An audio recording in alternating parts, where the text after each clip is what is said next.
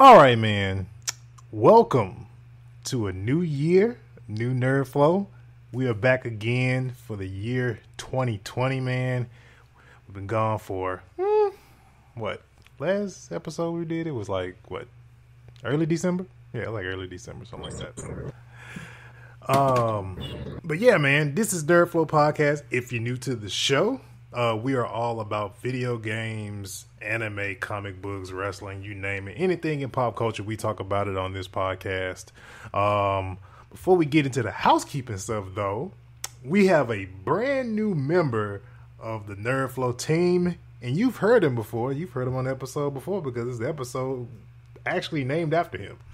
The Dope Gamer is the new member of NerdFlow Podcast. Woo! What's going on, everybody? How you welcome. Good to be here. Good to be here. So, for those who don't know, or just go back and listen to the episode, Dope is a streamer. You stream on you pretty much Twitch now, huh? Yeah, I just made a affiliate maybe a month and a half ago. So, good stuff. I'm proud of that. Yeah. Hell yeah.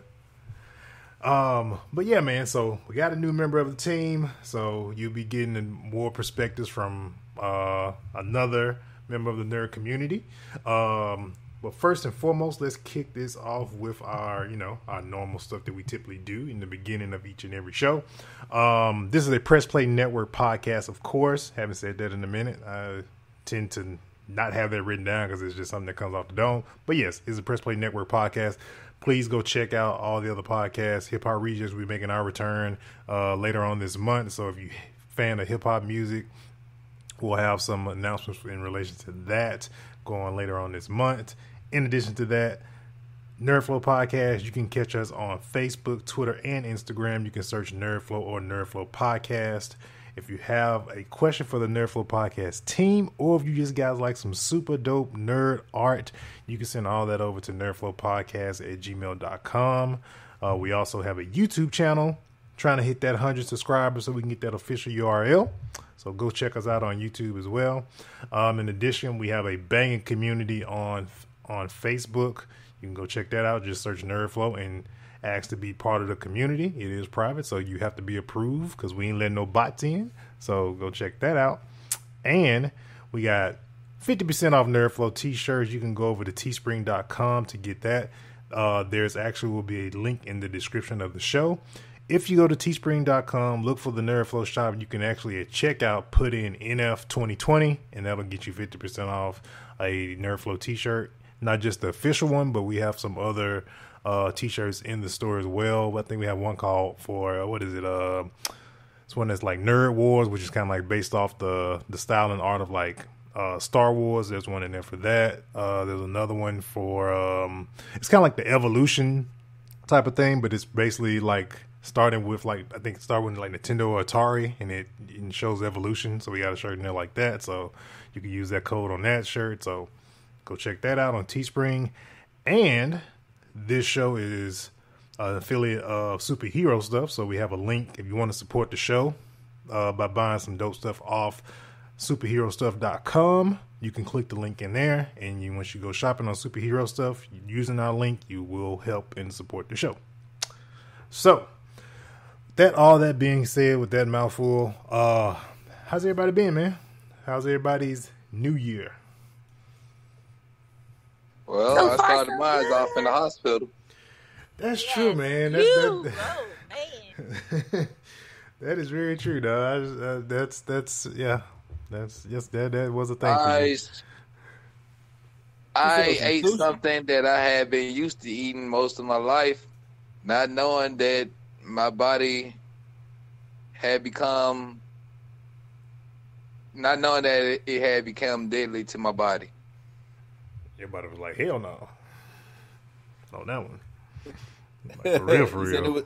You said it was some sushi? Yeah, sushi, man. Damn. Yeah, so I threw that joke out there. We're going to get your ass some perch or something.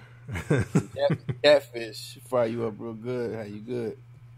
Man, like I need only the fully cooked through stuff. Yeah, none of that raw stuff. That's deadly. If it had a catfish fillet or or some fish sticks, I'm kind of gonna be weary of it. Okay, so quick round table question here is, and since Jamar Dope, he is in Houston as well. I want to know if this is like a Southern thing or what. So, catfish and spaghetti, is that just where we from, which is Mississippi, or is that like a Southern thing altogether? Because I've said it once or twice around some people. Some people looked at me like with the side eye, like catfish and spaghetti. No. But you know, my mom is from Ohio, right? I was raised down here. I was born in Ohio, but up there they eat fried chicken and spaghetti or catfish and spaghetti with salad. Yeah, 'cause my granny from Arkansas, so Okay, it's a Southern thing. That's like a. It's definitely a Southern thing. And Oh, them wow. them two on the same plate is OP, Hell yeah, it unparalleled. is. Man, I ain't had that in a minute. Now that I think about it. I know. Shoot.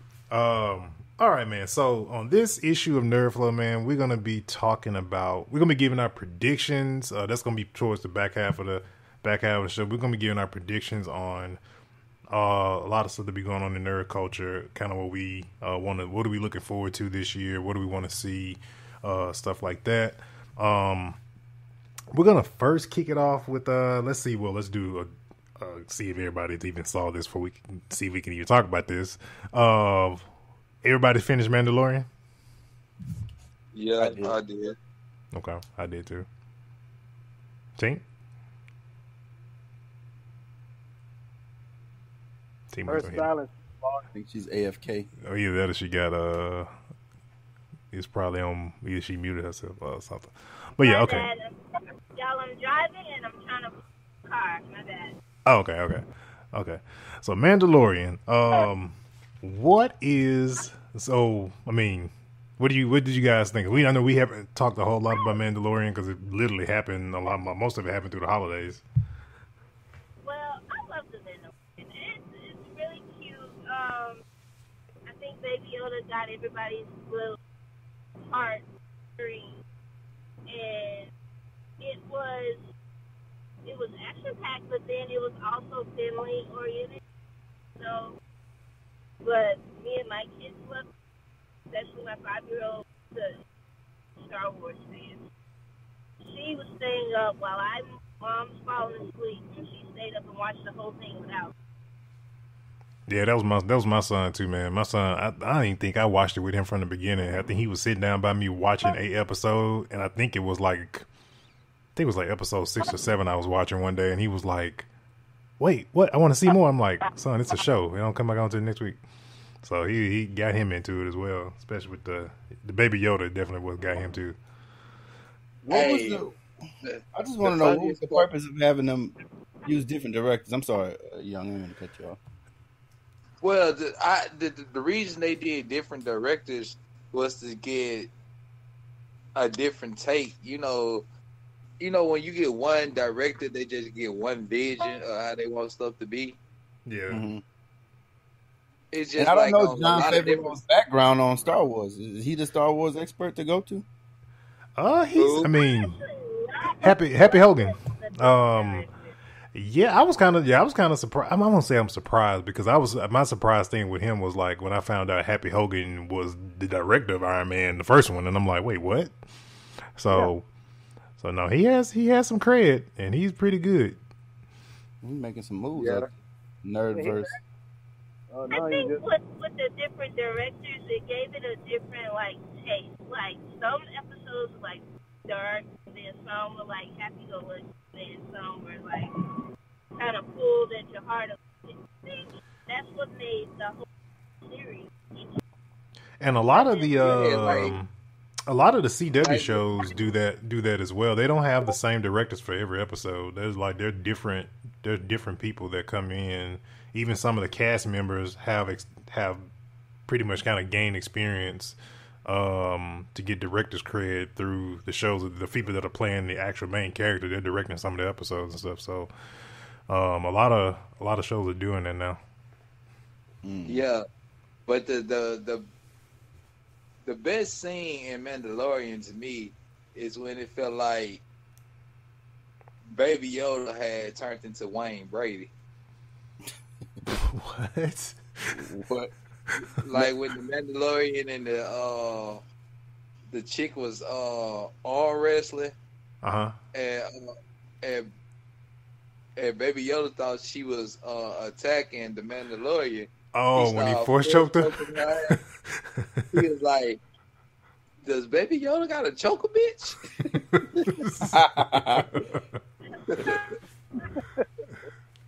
Yeah, that was super funny. That when he wouldn't let go neither. He was like freaking just straight up just force choking her.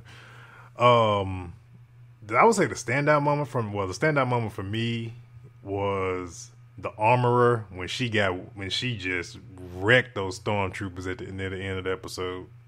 That was because see, the thing in Star Wars, me and my homeboy was talking about this. It was like in Star Wars, a lot of times nobody has if somebody gets killed by something, it's like a lightsaber, or they get hit by a laser, like the laser from the gun. The gun's a laser, so nobody really takes any true like hard impact to their armor or anything. And then when you see her just take these hammers, it's like freaking Star Trooper armor is just like freaking exploding as she's hitting them. I'm like, dang, this shit look brutal. Oh yeah, she wasn't going now. Sure wasn't, man. She got down on her knees meditating and was like, all right, let's do it. But you know who the best gun flexing on the Mandalorian was by that robot that was sent to kill Baby Yoda. When I saw my boy shooting guns behind his head and twisting around and all that, I was like, oh, okay, I feel you, my dude. Talking about the assassin that got reprogrammed? Yeah. What was he? He was a G though. Yeah. Spoiler alert.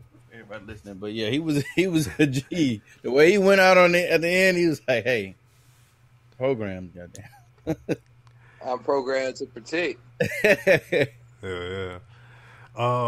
So I think season 2 of Mandalorian is supposed to hit fall of next year, and I know there's a lot of rumors going around like what it's gonna be, what they're gonna show, all this type of stuff. So, but I say so far so good for the first. I mean, one of the set of first shows.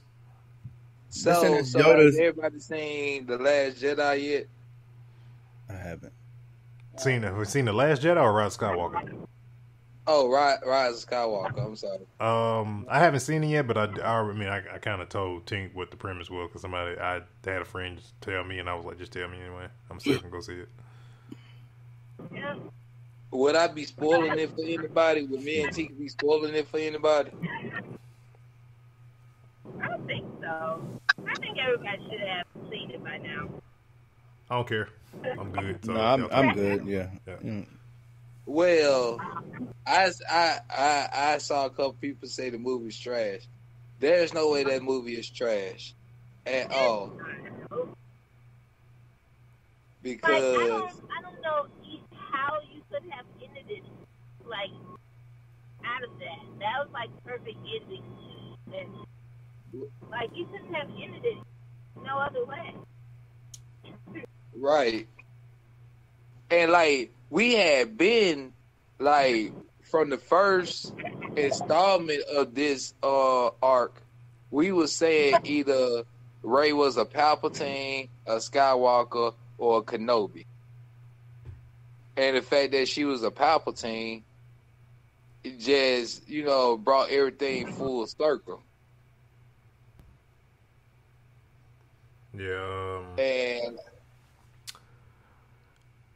Palpatine, that boy there is I've watched a lot of like Easter egg and like videos. I'm like, this dude is like, I mean, from how they made him, this dude is like the mastermind of like, Star Wars. I would say as far as from a Sith standpoint.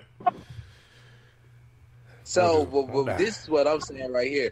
Remember how they tried to say Palpatine created Anakin? Mm-hmm.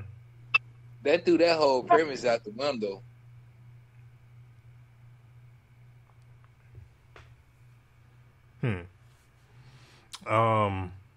What I will say though, I kind of made the joke about this. It makes it seem that, like, well, out of all the, I guess you can say 9 movies. Yeah, say 9 movies. You basically, to be a Jedi, you basically come from somewhere, of somebody of power, but you grow up in nothing to become somebody. Yeah, It's basically like what Star Wars is. Anakin was pretty much a slave, Mm-hmm. grew up to become a great general, and then become Vader.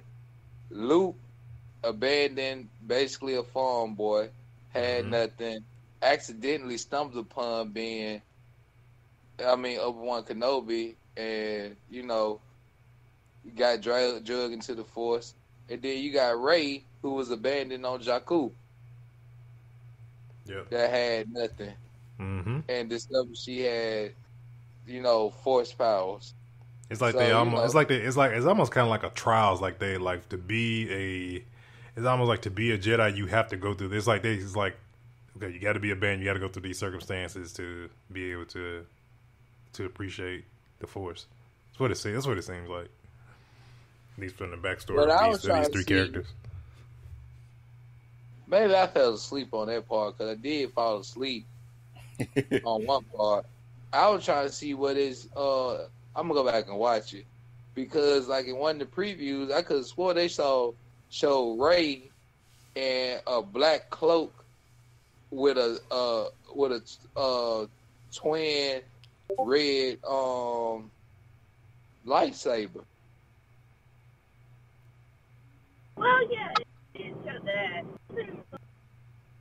I said, yeah, that was. I was on painkillers when I was watching it, so I was dozing in and out. So, all right. So with that being said, so with everything with the Star Wars story, so this is the end of this particular, like the Skywalker saga. Where do you guys kind of see the? Kind of, there's a lot of speculation going around. Like, where do they see a lot of this going? I know Dark Ribbon. I'm just saying. I'd rather them go Old Republic. Go to the beginning of the Sith and the Jedi. Like how they became the Sith and the Jedi. What started it? And then all of that'll lead up to Riven. Yeah. I just think I just think Riven would be badass as far as, a character, because he's mastered both sides. Be super dope. And shoot, the Keanu drawing from Boss Logic just made me want it even more for him to be in Star Wars. I'm not up on my Star Wars lore, so I won't be much of an asset to this. All right, man. So, CES was last week, and Sony took the stage on, I think it was the first day. Oh, and man. It has officially been announced that the PS5 will be coming out this holiday. All we got was boy, stuff becomes memes so fast. Yes. For them to be like, oh, this is our new logo, and I'm just kind of like looking like, bruh, this logo look like the PS3 logo just with a 5. What you talking about? Yes, like, it look like all the logos. Like all y'all logos. It's literally the Spider-Man logo. This is literally the Spider-Man font. PlayStation. That's literally the Spider-Man font. That's literally what 100%. They're. Oh, it's like. But it's like the unveiling of our new logo. But the funny part about it, from an Instagram standpoint, somebody did a side-by-side comparison of likes to just showing a logo and Xbox showing their console and having way less likes. But that's beside the point. So the gamers, what do y'all think? Okay, so first question is, okay, price point. I think Sony's still playing close to the chest because they will not ever forget the launch of the PS3, which is why they play. Right. Which is why they play the field how they play it, how they played the 4. Because I still stand by this today. On E3 stage of PS4, when they were talking about the Xbox One, I guarantee you, PlayStation had 2 consoles on deck. Yeah, and they just like, oh, Xbox is this console? Okay, we going with this one, and we'll come out with this Pro later. Because I guarantee you, Pro was a thing a long time. I think Pro was supposed to be the initial if Xbox would have would have went high on the price point. Yeah, and that's what they go wait. They waiting to see what this one X gonna be. Yeah, that series. I think they're just waiting on price point for Series X before they even come out with anything as far as what it looks like and price point. They wait. It's like the Xbox is got to be the one that's gonna make the next move because they're gonna play it real close to the chest. Yeah, I might not be getting the Xbox. I mean, PlayStation 5 till late 2021 or early 2022. Anyway, but it's you know how that first generation be. You be wanting to get all the bugs. Yeah. But no, and also too, man, like a lot of times, I don't know what it is about the end of generation for like consoles in general, man. Like the last games that come out for the end of a generation of a console, those be some of the best games, like that you just hang on to. I can speak to that too. Yeah. The reason why that happens is because during the end of a console's life cycle, all the developers they've amassed like so many like libraries, right? And some even share, and they just build upon the libraries that they made from the beginning of the life cycle of the console to the end, and by the end of the life cycle of the console, they can, they develop for it, and then new technology, software comes out, and things of that nature. So that's why, like, when the PS3 was jumping, and what was that? Beyond Two Souls, and then what's this new game coming out? Look, I'm drawing a blank. The one that's coming out. You talking about I know the one. You're not talking about the samurai one, are you? No, part 2. The Last of Us 2. Oh, Last of Us, yeah. When The Last of Us dropped, and then Beyond Two Souls, look on the PS3. That shit was looking superb. It was looking right, and they go ahead and made a updated version for PS4. But yeah, by the end of the life cycle of the console, they know how to develop. Yeah, because a lot of the technologies be new and stuff too. They be like, I don't know how to program for this. So yeah, I got a feeling like games like Final Fantasy VII, Cyberpunk, and Last of Us 2 are probably gonna be those. I know for sure. Well, I ain't gonna get into 2020 prediction yet, but like those games, those games are probably gonna come over to the next gen. 100%. I don't think remaster. What you say, Snap? I don't even think they got a choice in the matter because considering how the sales for these games gonna probably be projected as, especially the hype behind the games, and you got a new system coming out later in the same year, you don't really have too much of a choice but to see them on the next console, Yeah. Right. And then that's the thing. That's what I'm thinking about, just with Final Fantasy VII, just getting it digital, because I want to play it when it first come out, but I want to be able to just transfer it without having to buy it again to the P5. That's very true, dude. So like that would the thing of that when in terms of coming to the new console generation, that's how it was with Call of Duty and Battlefield. If you had it digital, and since they're using the same stores, they would just automatically. I remember doing from the 3 to the 4, some developers automatically upgraded you to the new version once you got the new console, and you didn't even have to buy another copy. Yeah. So we could definitely see that happen this generation. I'm mostly digital for the most part. I think I bought probably the most physical copies I've ever bought of video games in this last month, just because the sales were so good I couldn't turn them down. Oh man. Like I picked up so many games, just hard copy, because it was just cause like, dude, I'm like, I'm not gonna turn down $25 Borderlands 3. It's like, what? Why? Why would I do that? Why would I not buy it? My wallet looking at me like, boys, you crazy. Maybe I'm the only one that's probably looking at the aesthetic of the system, but I had a talk with my fiance about this like last night, because I think she was questioning me about about getting the PS5. I was just telling her, like, I don't know, but one thing I do want out of the PS5, and I'm saying it from an aesthetic standpoint, I want it to be a lot different than what we've been getting recently, I guess, in a sense. I want a good, I guess, type of design to the console itself. I don't know if I'm the only one that probably cares about that, but it's like, we see what Xbox rolled out with what they just put out. I would say, and I would say to that, I would say it typically is because taking as a person that used to work for the parent company, of course, at one point in my life, their engineers think about design before they think about functionality.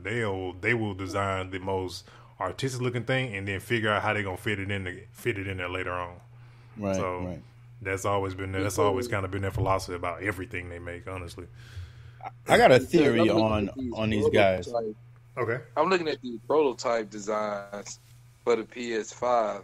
Oh yeah, so to clarify, that U-shaped thing that's been going around on the internet, that's a dev kit. That's the only thing that developers are getting. That's not the actual thing they're gonna ship. They shipping to you. So for those who not aware, here's my theory on that. I think that they have a bunch of designs, right? Mm-hmm. And whoever's making the decisions in the boardroom, and this is a hot take, and it's probably BS, but I think they literally take the ugliest design and they use that to troll. Because remember the PS3 controller looked like a boomerang? Mm-hmm. That sucker floated around for so long. Mm-hmm. I think they do that on purpose. They and it's probably people really designing that and submitting it seriously. Yeah. And they just this is so horrible. We got to troll people. Yeah. And we'll make this one. We'll send this around as a dev kit. Throw it on the internet to get the hype going. It's a media machine, right. So. I know they said the DualShock 5 supposed to have a digital screen in it. Completely useless. Yeah, it would be completely useless, easily broken. Did you use your VMU screen on your Dreamcast? Hell no. I'm not gonna lie. Like when Vincent got one, and I messed around and got one. You could bring the little. You remember you could take the screen out of the and you could play like little Pocket Monster. Little battle monster or something. Yeah, man, Vincent did that like by linking up. You know what I'm saying? But I mean, we used that shit. But while it was on the game, when you playing Street Fighter or Marvel vs. Capcom or something, it wasn't no use for it. Right. Yeah. And I'm thinking in my adult brain, and the people with kids probably feel me even more. If that thing break, it's like, oh god. Yeah. That's gonna be like $150 joystick. That's what I'm saying.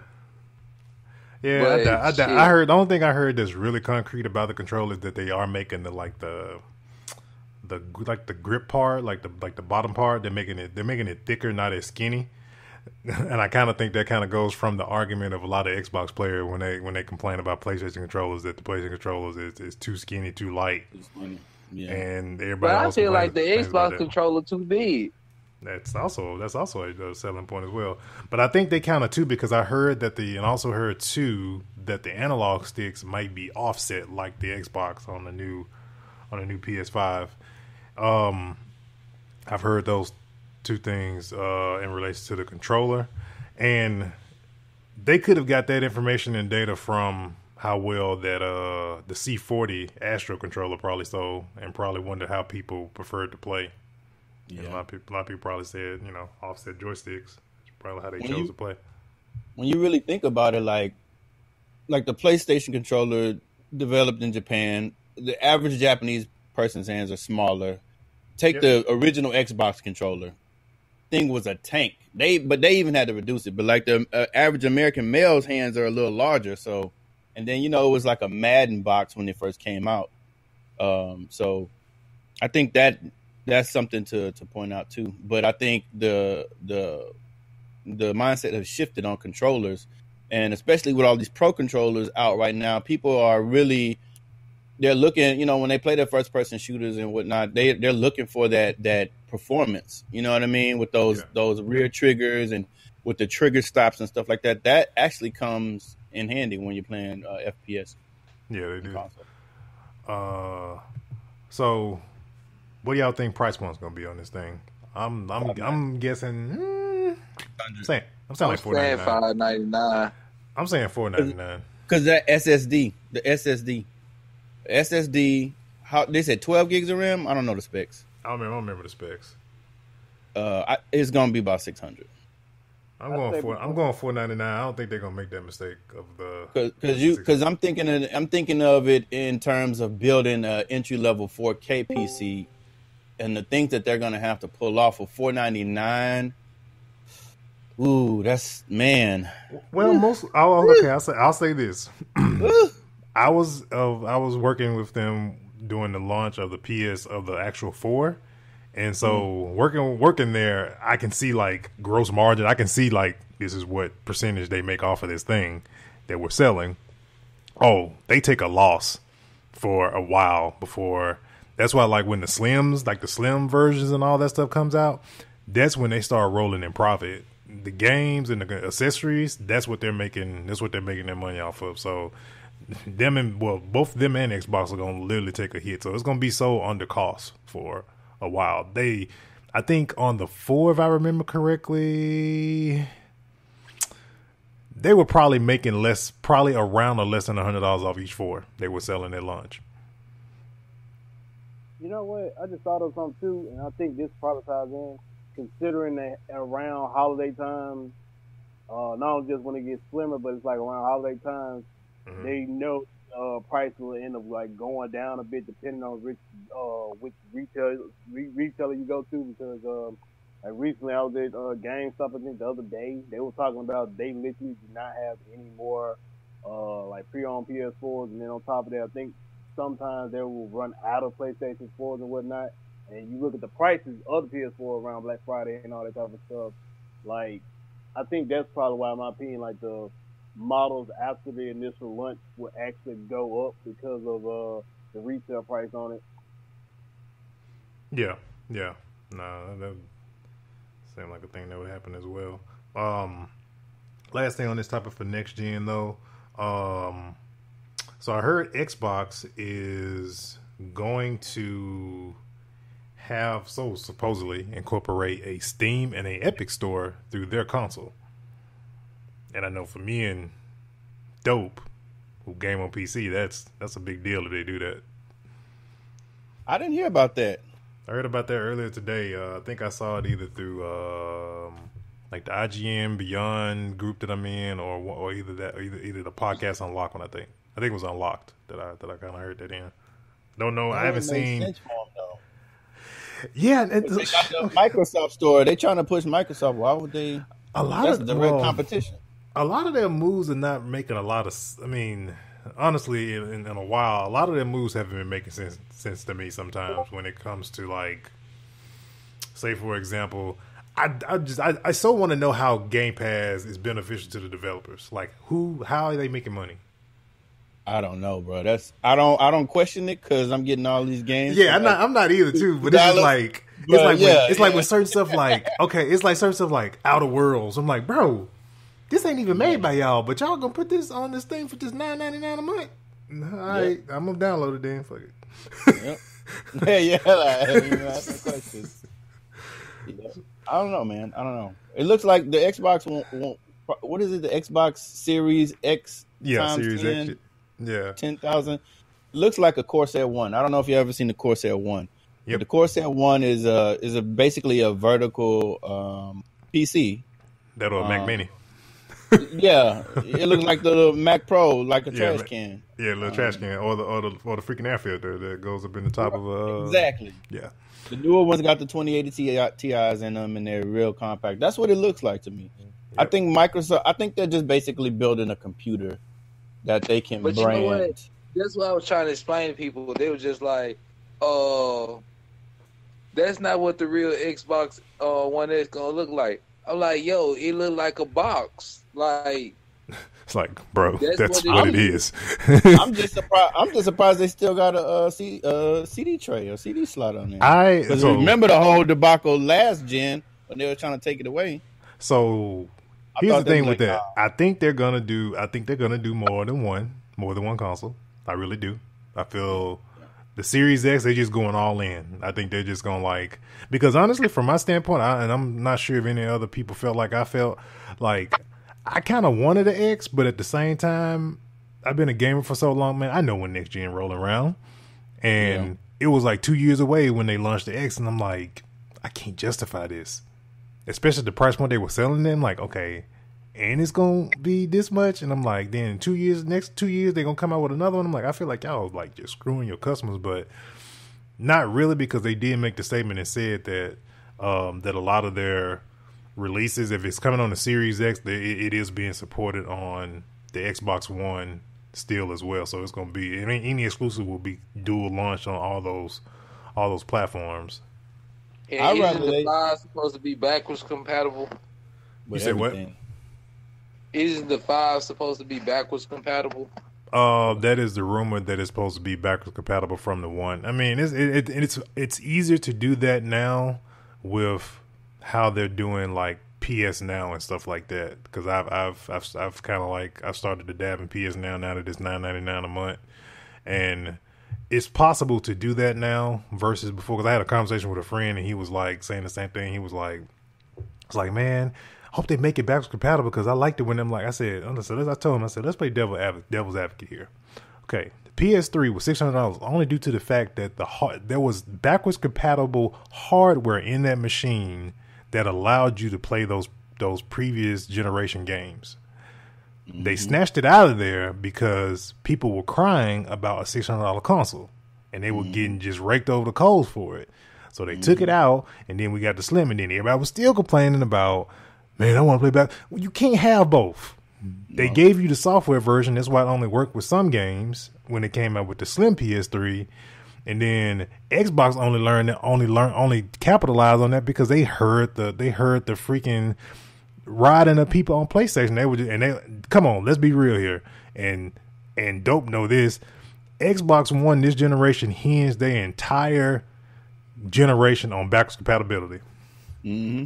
The entire thing. Because they didn't have no exclusives. They had no exclusives. They had to go on that.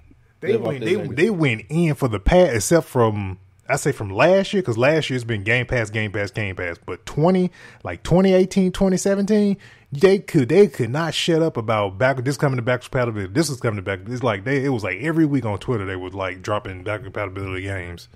Now that I think about it, maybe the Game Pass is to train us to not want physical media. Yeah, that is that. And to add to that point, about price points and taking stuff away, they really can just take off the 4K Blu-ray player.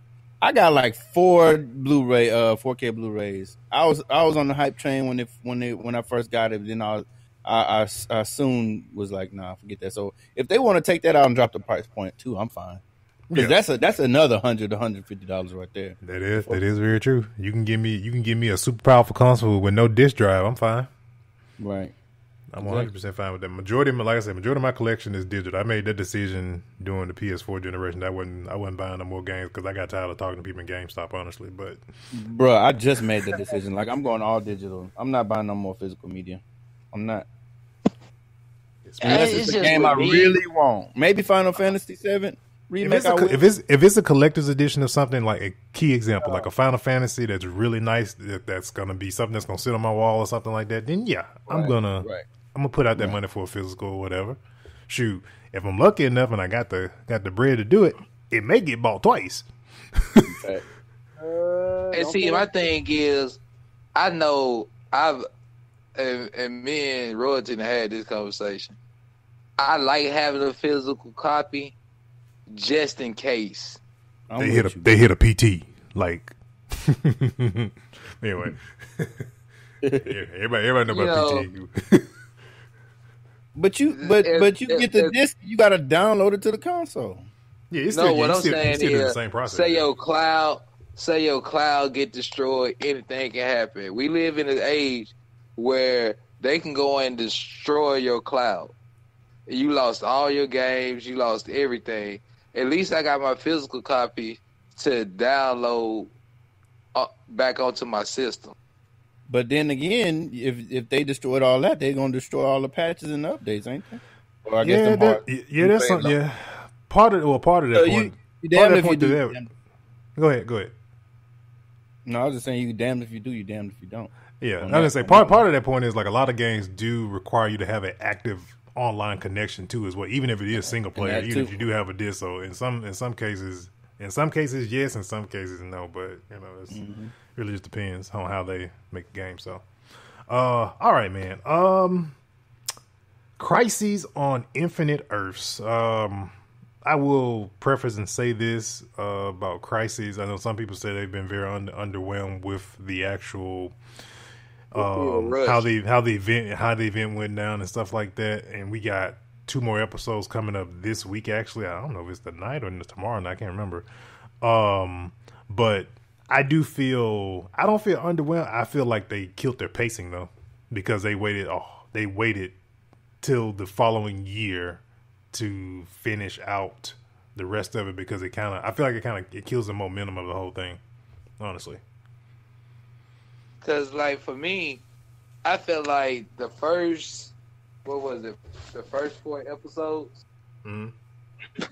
I felt like everything, it was just 3. Mm-hmm. I felt like everything was rushed. Like, they were just trying to put everything into, and just trying to push it all into those 3 episodes. You know what I'm saying? Yeah. And, I need, like, it's some gaps that need to be filled in. Yeah, plus the fact John Cryer playing Luthor, it still don't sit right with me. That's like Alan from 2.5 Men. I like it. I gawked at it when we reported it here. I gawked at it. I was like, really? I was like, okay, let's see this play. That's lucky, man. Nah, I mean, I watched that last season of Supergirl. That man is the Lex Luthor. Michael Rosenberg, bro, I liked you, but you just don't want to jump. You don't want to come back in. They've offered that man the world to get him to come back to do that role, but you don't want to do it no more. And I really thought that when they showed Tom Welling, I ain't know he was gonna be the Superman that gave up his powers. That fool still got that clause in the country. He don't wear no tights. I still hate him for that, but anyway. When I see him super kick him dead in the chest. Exactly, bro. But yeah, no, man, we got 2 more episodes left in Crises. And then we also this year, Arrow will be making its end, but we also got the backdoor pilot for Arrow and the Canaries, which will be coming up, and then we got Legends of Tomorrow will be starting up a new season after this whole Crisis thing goes down. So I'm pretty sure whatever they're going through is going to kind of hinge and pivot off that. Trying to think what else happened over the break with any of this. Oh, a lot of the shows got renewed. Pretty much the majority of the shows, other than Arrow. We know an Arrow ending, but pretty much all the slate of shows, Black Lightning, all that stuff, they all got renewed for a new season. And also some just nonsensical information for those who care. Flash has been like the #1 CW show for the past 6 years, which I know why, but I won't get into that whole debate or conversation about that, because me and a friend of mine kind of like allude to why it is and some things that people don't like about certain other shows that they have in it, but that's here nor there. So, but yeah, so a lot of those shows got renewed. So, what else? Let's see here. There was something else, but I didn't. It wasn't written on the outline that I wanted to talk about. I'll remember it in a minute. New Mutants. We got a New Mutants trailer last week, which completely honestly came out of freaking nowhere, because this movie was on the verge of going to Netflix, on the verge on going to Hulu, that I heard before, and they just didn't know what they was gonna do with it. There were reshoots and all this stuff, and the cast was, just upset because it's taking so long for it to come out and stuff like that. So, but no, we finally got a new trailer, and it's crazy to see the difference in perspective of how a different studio does something from another studio with the same exact movie, and how it's presented in like a trailer. Because the first trailer we got was done by Fox, of course. This is still a Fox property, but owned by Marvel / Disney / Marvel. And I will say from watching this second trailer, I want to go see the movie because that first trailer, I could have gave a damn about going to see that movie, but not with that first trailer. I mean, I can imagine the Hollywood guy in the probably coked up out of his mind. He was like, "All right, we're gonna take Marvel, we're gonna take X-Men, and we're gonna make a horror movie out of it." And it's like the way it's like, I don't know, man. I love horror movies. I love X-Men. I'm just on the fence about it, man. I don't know how I feel about it yet. I'm gonna go see it, but I don't know, man. It's just like, why are we talking about Marvel? Like, I like the way this Morbius movie look, but it's, to me, if Sony's doing the movie, I consider it Marvel-like.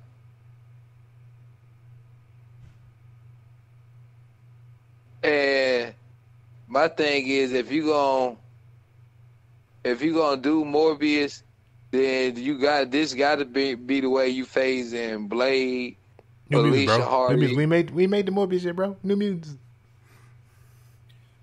Right. I'm just saying, nobody agree. Like, the mutants we care about are the mutants that ain't gonna be in there. And then I was reading on it. They got this dude Josh Boone, the director. He has no catalog.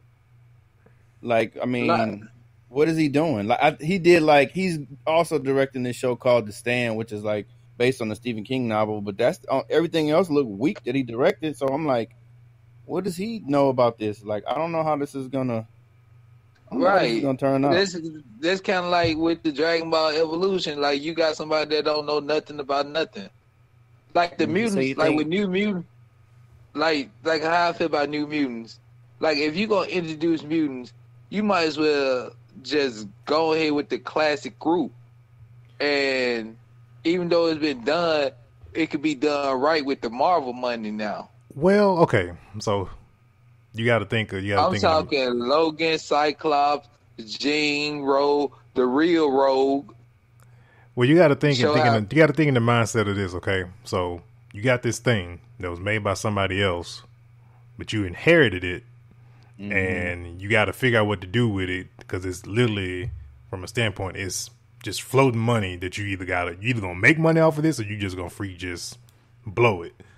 So, I mean, yeah. The person who recommended, do the same thing. They go redo Fantastic Four. We all know they're gonna redo Fantastic Four. No, I get that part. Why not, since you got the mutants now, just scrap New Mutants and just say, like, scrap it. Look, it was trash anyway. Well, that was kind of the. I mean, I'm pretty sure that's probably was a decision. So, but they made the decision to, because evidently, like I said before, they did some reshoots for this particular movie. So Marvel invested a little bit of something to try to kind of like rectify whatever Fox had did. And if Feige, has anything to do with it, he's going to spin it where it can benefit the MCU. And I'm pretty sure that this is going to be the movie that's gonna give us some form of an Easter egg or a at the end credit ending that's gonna give us mutants. But, okay, so you're saying that they actually changed the plot to actually fit it into this universe? That's been going around. I've heard yes, it's part of the MCU. After I saw that, I heard no, it wasn't. But I have a feeling they're gonna spin the property. It's gonna be what I always call it's what I call it. It's gonna be a bridge. It's gonna be a bridge movie to lead to something. It's a bold risk, don't you think? Yeah, but I mean, if somebody tell you that, hey, I've invested, if I give you, let's just keep it on a more reasonable economic way. Somebody say, hey, I done put $5,000 into this, and you inherited it, and you got to do maybe $500 of work to kind of use it. It might be worth your time because you may make more. You may actually probably make more than what you invested in off of it. So yeah, it's a risk. That's business. So I mean, we gonna see. Let's just get into the characters though. All right. So you got Wolfsbane, a Scottish mutant struggling to reconcile her religious beliefs with her power to turn into a wolf. Then you got Magic, a Russian mutant with sorcery powers who uses teleportation discs to travel. And that's Colossus' sister. So I guess that could be the bridge somehow, some way. Then Cannonball, we all know Cannonball. Then you got Mirage, a Native American mutant who has the power to create illusions drawn from the fears and desires of a person's mind. And then you got Sunspot, who I never heard of. Maybe I remember Sunspot from a Brazilian mutant with the ability to manipulate solar energy. That should sound like a ragtag ass bunch to me, bro. Like, boy, wait till you see Suicide Squad 2, Ben. Some of them are familiar, though. Just by you naming them, some of them are familiar. I know Mirage and I know Cannonball. They're just going with a different direction. I mean, we've seen Logan, I left one out. seen Rose. Yeah. Like, We can't expect them to. We can't expect them to. But I think I read somewhere it's not going to be part of the MCU. Yeah, that's what I said. I've heard mixed. After I saw the first one where it said it was from CBR, and then somebody backdoor and said no, it's not. So it's been all over the place. We'll see. I mean, we'll see when it comes out or whatever. But I mean, they're not gonna, because even like I said, with a lot of these movies. And Dope made the comment about it being like the side chick of Marvel movies. Yes. 2020 is the year of side chick Marvel movies. You heard it here first on NerdFlow. Coming out this year. But I will say to the point, because I had a friend that I work with, he was just like, well, man, it's like all these movies. I don't care about the Black Widow movie, and I don't care about. And I said, wait, hold on, wait. I said, let's preference this real quick. Let's think about this, okay? Let's say Iron Man 1 was not the intro to us to get the MCU, right? And let's say they started with Eternals, which is literally the beginning of what Marvel is. Would you want to go see the Eternals? No, because you would not know who the heck they are. You don't care. So either way, you don't care regardless if it's in the middle or in the beginning. So the Eternals is probably going to explain a lot of stuff. We're going to probably find out about Thanos' people and all this other stuff and a bunch of more stuff. So, I mean, we're going to probably find out more about Celestials because the Eternals were made by the Celestials. So, we're going to find out a bunch of stuff. So, I think they're just like with, of course, Ant-Man 3, another example. People hate the Ant-Man movies, but we wouldn't have got a quantum realm. I love them. And if it holds to be true, I've heard the word Doom come up in Ant-Man and in Black Panther. I don't know which one he's gonna be in, but if Doom is in Ant-Man, then it's like it's bridge movies, man. It's just something that explains something else. Age of Ultron is the most important movie in the MCU after the fact. Mm-hmm.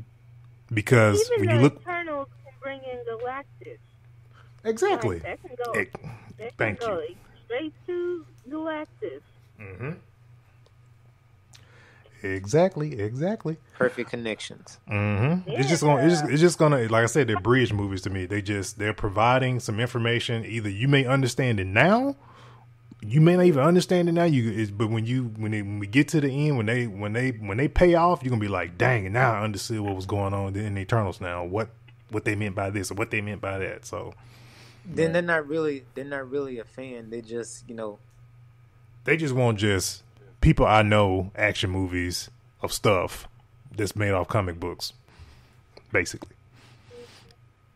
All right, to another trailer. Morbius. I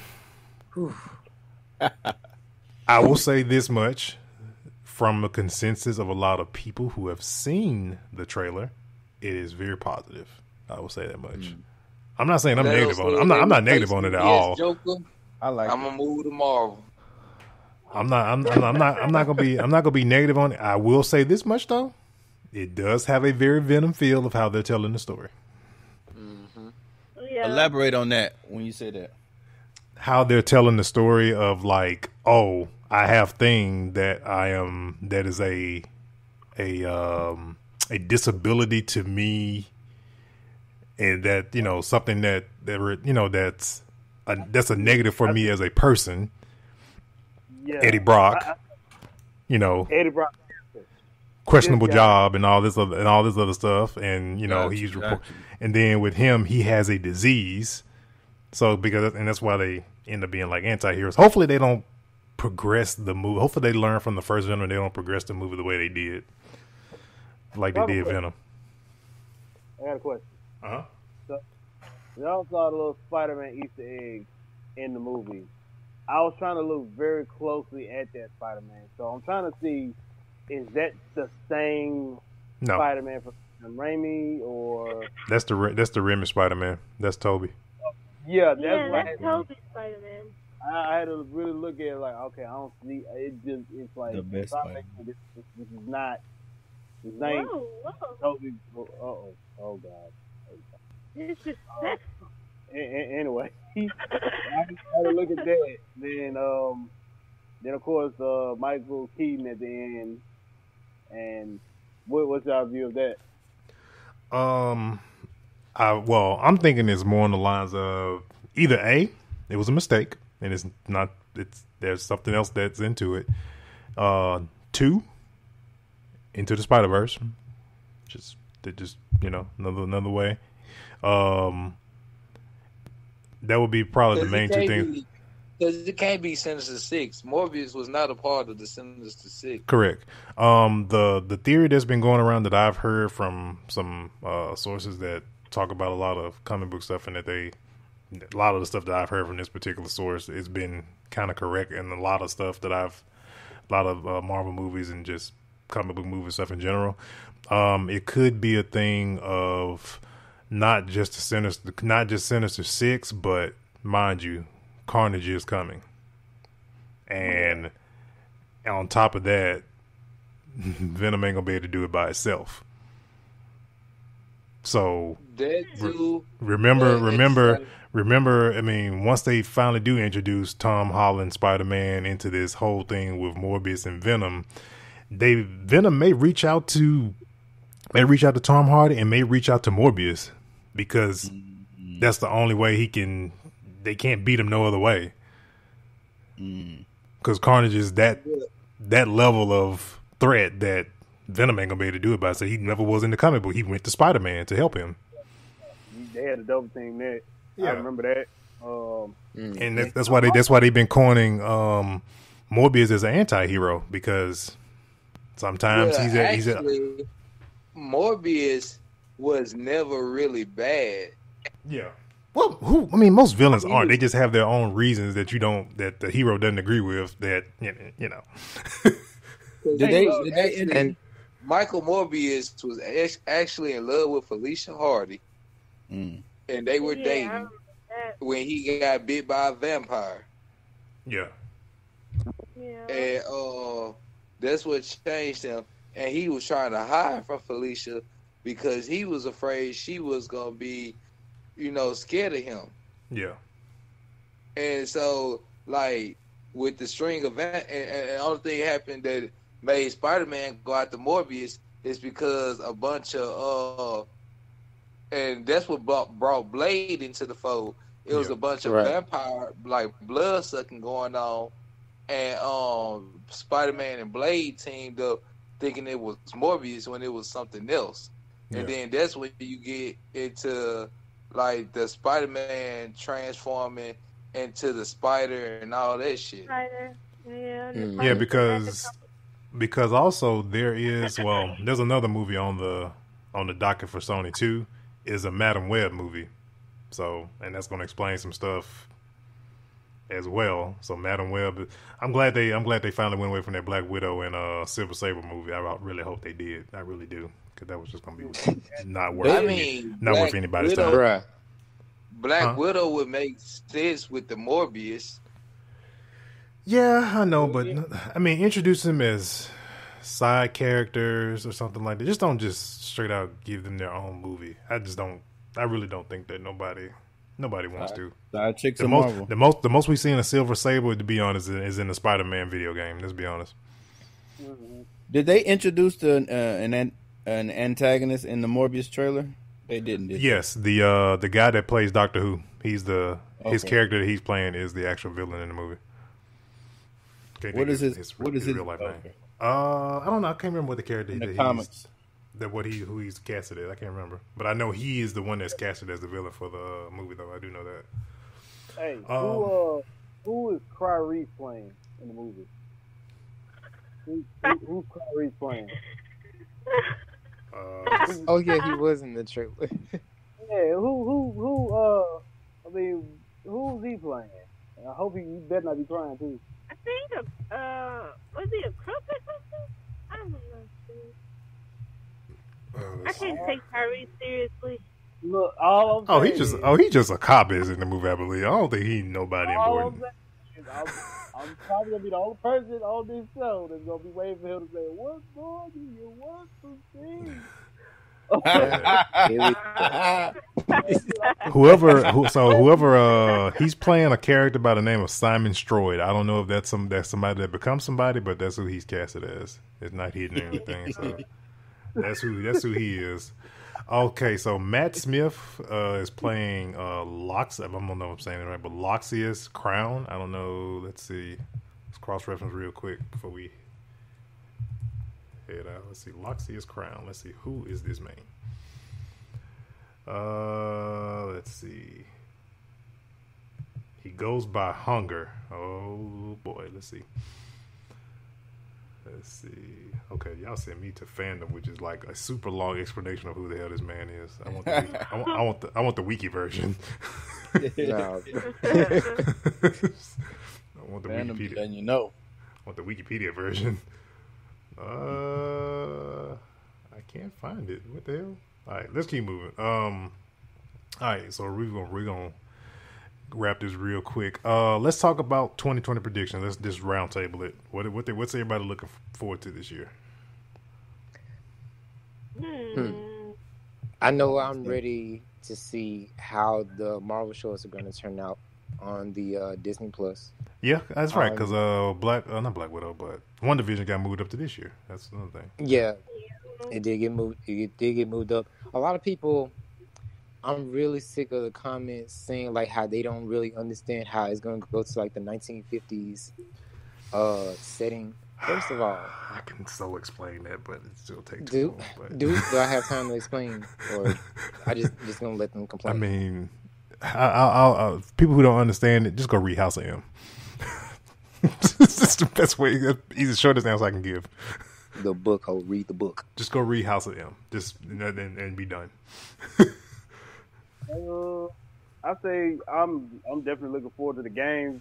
This especially Ghost of Tsushima, but quick reminder to anybody out there who's a huge Dragon Ball fan, Kakarot does come out this week. Yeah. And I'm gonna wait and see on Kakarot. I really am. I'm feeling very optimistic about this game. The fact that y'all still support Xenoverse 2 is mind-boggling, and I'm still waiting on characters for Dragon Ball FighterZ. But anyway, keep going. Who the hell is y'all? I have not picked up Xenoverse after I beat it, but anyway. Another thing, they still throwing content at it. I need to see about this DLC, y'all. Like, you talking about Kingdom Hearts? Yeah, I'm going to see if this is going to have a lot of fans to fall off or fall back on the game, because like a lot of people said they can't take any more waiting. And if the DLC I got some Kingdom Hearts fans I know, they just don't freaking care about it, honestly. They just like, some done. Unless you're like a diehard fan like me, like I don't really care either way, but we gonna see. All right, who's next? We got. I'm waiting on the new seasons of these animes. I'm ready to see this Galactic Patrol arc of Dragon Ball Super. Yes, yeah, me too. I'm definitely hyped for that. I'm ready to see season 2 of Demon Slayer. The next season of Boruto. Because it's getting to the point where Boruto finna like really turn up, you know. So I'm just waiting on, new seasons in anime. Okay. All right. Next. I'm just waiting on the fall. I mean, the spring, man. That's when it's gonna get lit. Come on, man. We got Marvel Avengers. Look at when these games coming out, y'all. So what we got? You get 2 games in the month. Marvel's Avengers come out May 15th, The Last of Us 2 come out May 29th. Like that's called but before all of that, you got Cyberpunk 2077 in April. Right. That's what I'm saying. So yeah, you got Cyberpunk in April. Then you got May. You got them two. Final Fantasy 7 in March. March Final Fantasy remake. So it's just like, man, like it's this whole. And you know what? And you know what? I would honestly be satisfied and fine if nothing else came out for the rest of the year. Exactly, bro. Like, how you gonna play all that? Because you got Final Fantasy 7. That's gonna be 80 hours. Yep.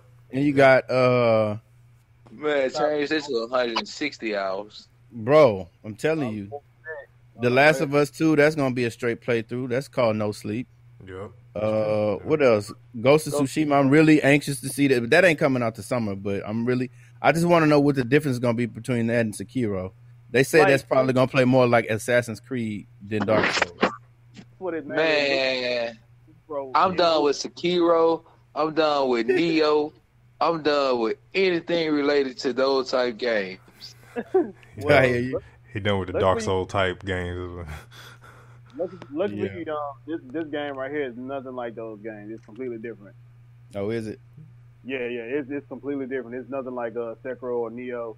How this looks, it looks just like you, I think, said, like, it's either, for me, it's like Assassin's Creed, or you can probably say, like, how it is, it might be something similar to how the Drake games were, like, nothing like the how it's, like, presented.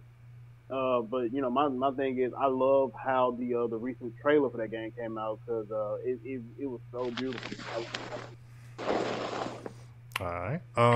Who else is it just me left, or we got somebody else? Tink hasn't spoken yet. Okay, go ahead, Tink. I'm waiting for our movie head. So Mulan, Tenet, Christopher Nolan's new film with Denzel Washington's kid. I'm really excited about that one. Okay. What else? The Internals. A Quiet Place 2. I'm anxious about that one. Okay. And what's the other one? Oh yeah, the prequel to The Kingsman. Okay. Yeah. See me, I'm a mixed bag. Ready for Final Fantasy 7, Cyberpunk, for the most part. Movie wise, I can't wait to see. Ready to see Black Widow, because I just got a thing for them. I know I have a feeling Taskmaster is going to be something way more than this. Is more of a long term thing, not a short term thing. I think I feel like that movie exists purely because they need to put him in the MCU. Let's see what else. Yeah, ready to see. Can't wait to see Eternals. And what's another movie I was thinking about? That's this year. I'm also looking forward to Bad Boys. Oh yeah. That's like this weekend. But yeah, definitely that's kind of one of the things I'm looking for, and I can't wait to see how this whole next gen thing plays out. I can't wait to hear. What I'm most excited about this year is just to hear features, because my kind of thing is kind of like, I feel like with streaming, for example, it becoming a much larger thing that people do with their consoles. I really feel like the company that will kind of win with that, the company that will give better and more features to help those become people who are interested in streaming and stuff like this. So I kind of feel like that's going to definitely be more of a thing, especially with Xbox putting the share button on their controller now. But I have a feeling Microsoft's going to really lean into that a lot more too. Were you done? No, go ahead. What you got? I was going to say a few honorable mentions, man. I know unpopular opinion. Don't kill me for this, but I do want to see Venom 2. I enjoyed the first movie. I did too. I mean, you had that Spider-Man 3 taste in your mouth, then this is a breath of fresh air, bro. Well, my thing with Venom was, if you're an avid Spider-Man fan, then it wasn't like for you. If you were somebody that never seen Venom, then it was don't know much about Venom, then okay, it's a good movie for you. And then if you really just didn't care altogether, it's a decent movie. Yeah. I'm an avid Spider-Man fan. I mean, it had its points, but I just didn't like the story point, and I didn't like the plot of the of the movie. And the only good thing about it was when I saw at the end they got the right person playing Carnage. Right. Yeah. Woody Harrelson. Yeah. Yeah, Woody Harrelson. Because he got the right psychotic look for 100%. to play Carnage. Another one I wanted to give an honorable mention to was Resident Evil 3. That RE engine is gorgeous. So I know it's a remake, but I'm looking forward to that. I'm gonna say this real quick, and then we're gonna wrap the show. Capcom's afraid to make new IPs. I'm just putting that out there. You think so? Yes, they are. I feel they're afraid. It's like if it ain't broke, don't fix it, right? They're remaking everything. It's like, make something new. It's like, were y'all burned by Lost Planet? Like, that bad? But anyway. Oh, well, Street Fighter 6 come out. With see? I get Street Fighter. That's their baby. I get that. But I'm just saying, like, they keep just redoing the same stuff. But it's all right, coming out with the 5, though. Yeah. All right, man. We're gonna wrap this episode of this issue of NerdFlow Podcast, issue 125. We will see you guys next week for 126. Like I said in the beginning of the show, Facebook, Twitter, Instagram, all of that stuff will be in the description of the show. Get yourself a t-shirt. Also support the show using superhero stuff. The link is in the description as well. And we'll see you guys next week. All right, guys. All right, y'all. Hello.